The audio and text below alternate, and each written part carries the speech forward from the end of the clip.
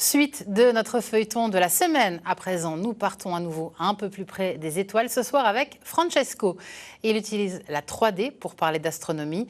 Il utilise la technique de l'hologramme pour donner vie aux objets célestes. Cela permet de mieux se représenter une planète ou encore une météorite, à condition d'interférer avec cette image en relief. De la pédagogie pratique, en quelque sorte. Un troisième épisode signé Marie Luff et Boris Kretschmar. C'est chez lui que Francesco nous reçoit. Alors tu vois, en bougeant devant l'hologramme, tu peux passer à gauche et à droite et tu vois les anneaux sous forme différente et ils disparaissent au milieu. Parce que comme dans la réalité, et en ce moment dans le ciel, quand on voit les anneaux vraiment par la tranche, ils sont extrêmement fins. Immédiatement, nous sommes plongés dans son univers.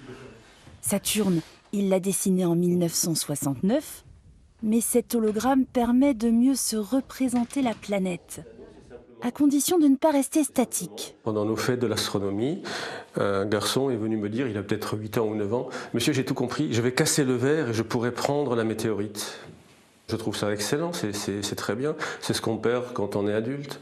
Quand on présente des hologrammes en exposition, les enfants l'attrapent, jouent, dansent devant, les adultes restent au loin et ne font rien. Ce support, il l'utilise comme un outil pédagogique. L'image est en relief et permet de mieux se représenter l'espace, notamment les concepts les plus difficiles à vulgariser. Si tu déchires une photo, eh bien, tu as un sujet d'un côté, un sujet de l'autre.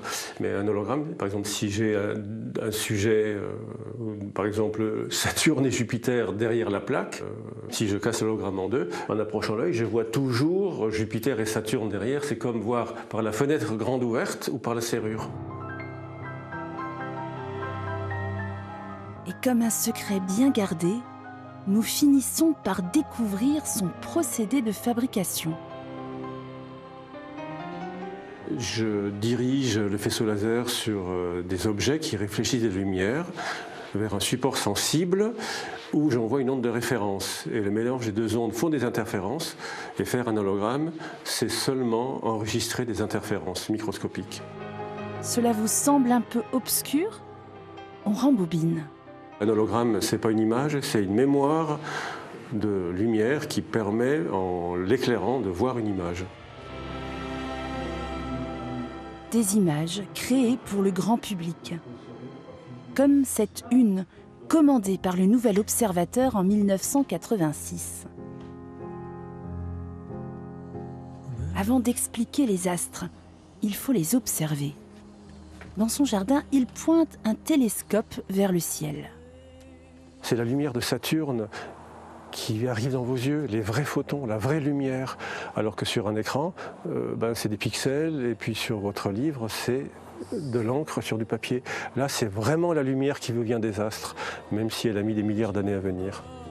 Au lieu de figer l'instant, Francesco nous incite à le vivre.